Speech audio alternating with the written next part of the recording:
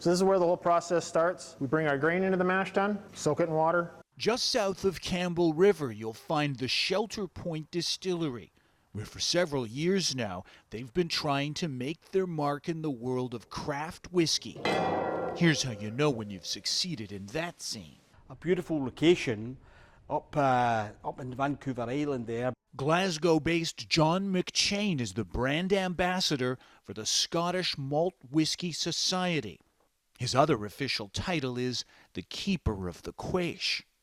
If that sounds something like the Freemasons of Scotch to you, well, it turns out their standards are about as exacting as any secret society. We believe that we gave whiskey to the world.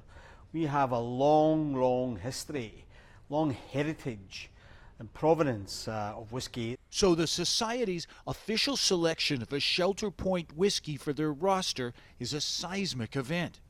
No Canadian distiller has ever done it before, and the fact that they only started here in 2011 makes it all the more impressive. This would be like a Canadian artist making their way into the Louvre or the Uffizi. You just hope that the world likes it, and it turned out they did. Head distiller James Marinus says the victory came only after years of tinkering, growing their own barley on the property and experimenting with different methods and different types of casks. They didn't get it right away. When we made our first whiskey, legally 3 years in a barrel before we can sell it, we tried it, we're like, we're not there yet. That persistence paid off.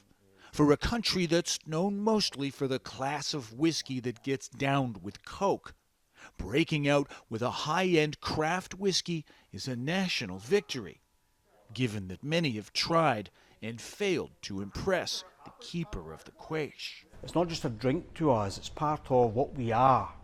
And I think that's gone on for hundreds and hundreds of years. Paul Johnson, Global News.